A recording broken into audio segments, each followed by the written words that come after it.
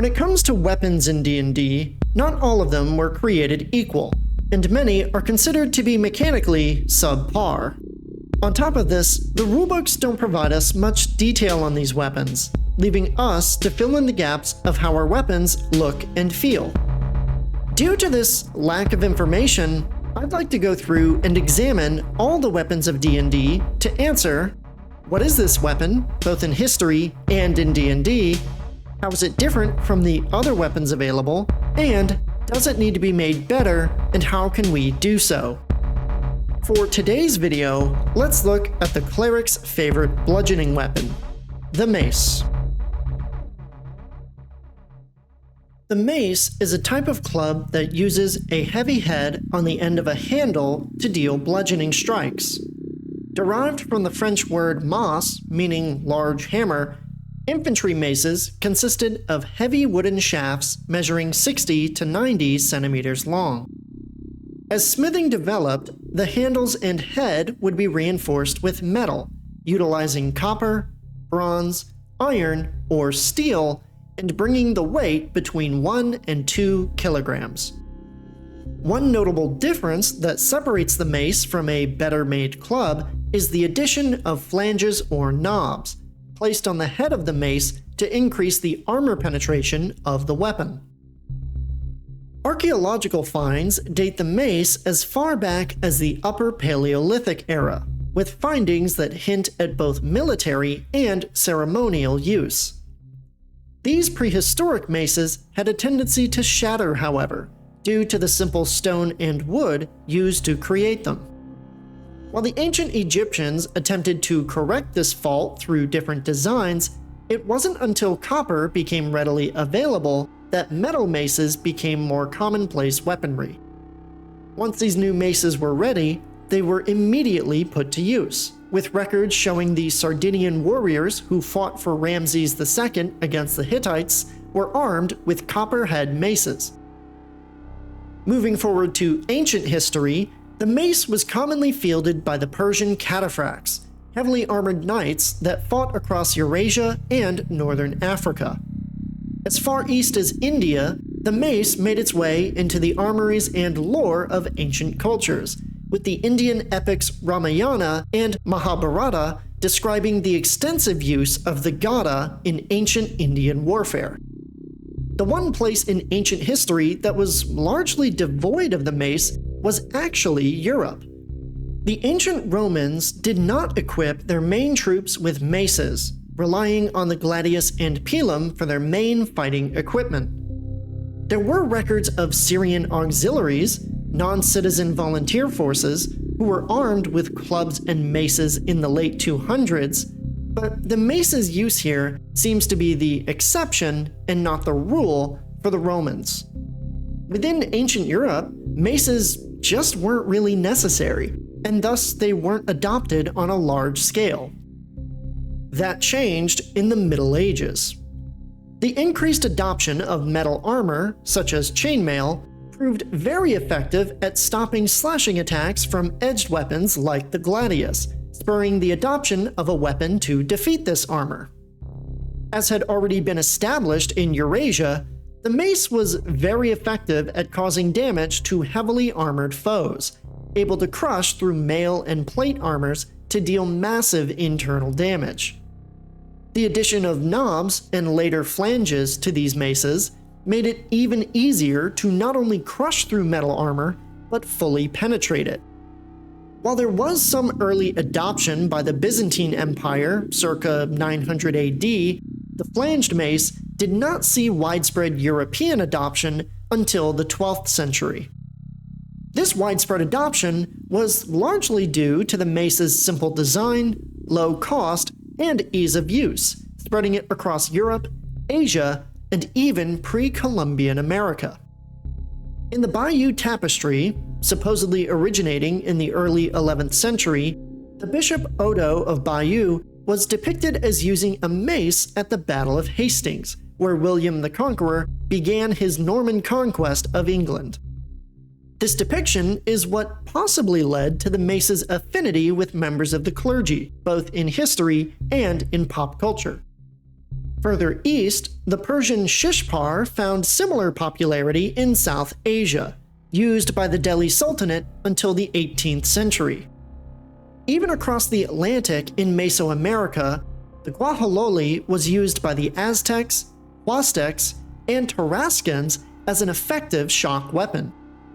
As with many medieval weapons, however, gunpowder rendered the mace obsolete, as armies across the world adapted to the newest military inventions. In the modern age, many institutions, such as governments and universities, display maces as symbols of authority and showmanship. In many parliamentary systems, the sergeant-at-arms will carry a ceremonial mace to show that Parliament is ready to conduct business. Like many other weapons, maces are also depicted on heralds, with French cities such as Cognac and Colmar depicting one or multiple maces on their official city iconography. Outside of these symbolic uses, modern combat use of the mace is typically restricted to historical recreation, being present in historical European martial arts as a less common, but still viable, weapon option. In D&D, the mace is described as a simple bludgeoning weapon with a metal haft and head. In older editions, the mace was typically split into two types of mace. In OD&D, this difference was between the footman's mace and horseman's mace, whereas in 3rd edition it was split between the light and heavy mace. The light mace of older editions would cost 5 gold pieces, weighed 2 kilograms, and dealt 1d6 bludgeoning damage. In 5th edition, the mace costs 5 gold pieces, weighs 2 kilograms, and deals 1d6 bludgeoning damage. Despite being a staple weapon in the series, the mace has actually been decreasing in quality over time. As I mentioned earlier, there used to be 2 versions of the mace, one that was considered a light weapon and dealt 1d6 damage, and another that was a heavier melee weapon that dealt 1d8 damage. It is possible that the heavy mace variant was removed because it could be confusing with the addition of the heavy weapon property. Or maybe Wizards didn't want another weapon that dealt 1d8 bludgeoning damage when they already had the Warhammer and Flail. Whatever their reasoning might be, however, the mace in 5th edition feels like a shell of its former self. With no weapon properties to make it unique, you can't wield the mace as an offhand weapon like you could in 3rd edition. Even then, the mace is still popular for one class in particular: clerics. Unfortunately, this is due to the fact that only the Death, Tempest, Twilight, or War domains grant proficiency with martial weapons, allowing them to start with the Warhammer. Any other chosen domain gets stuck with simple weapons, of which the default starter choice is the mace. Now, after hearing me say all this, you might think that I hate the mace, but in actuality, it's still a serviceable weapon. It does a respectable 1d6 damage, has a modest gold cost, and will keep characters using it in the fight. However, the same can be said for many of the other simple melee weapons that deal 1d6 damage, and weapons like the hand axe, javelin, quarterstaff, and spear either have more weapon properties that expand how they can be used in combat, or have a lower gold and weight cost that make them easier to acquire and stock up on. As a weapon of necessity, the mace has its uses, but classes or subclasses that have martial weapon proficiency have no real reason to choose the mace over other weapons in its class. Any fighters or barbarians, for example, that come to a session 0 with a mace equipped will inevitably be asked, "Why aren't you using a warhammer?" But what if, for the sake of story or roleplay, we want our fighter or barbarian to use a mace in combat? Maybe we want to make a cavalier fighter that's stylized like a Persian cataphract, or a Mesoamerican barbarian using a kwahuloli to bludgeon our enemies with our rage. If we leave the mace as it is right now, those characters are going to be using a weapon that is actively hindering their usefulness in combat. So, let's look at how we can improve the mace in D&D. My first suggestion would be to give the mace a damage die of 1d8. While a flat damage increase is never going to hurt a weapon's popularity, the mace in particular really needs something that sets it apart from the rest of the simple melee weapons. I considered giving it the versatile weapon property to achieve this same result, but that just makes the mace a more expensive and heavy quarterstaff, which wouldn't really feel good for characters and lead back to the same issue we're currently having. Now, I'm proposing this higher damage in conjunction with my previous suggestions to increase the club and great club's damage as well.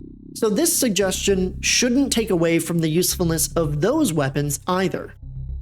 The main downside of this is that it makes the martial bludgeoning weapons feel less impactful.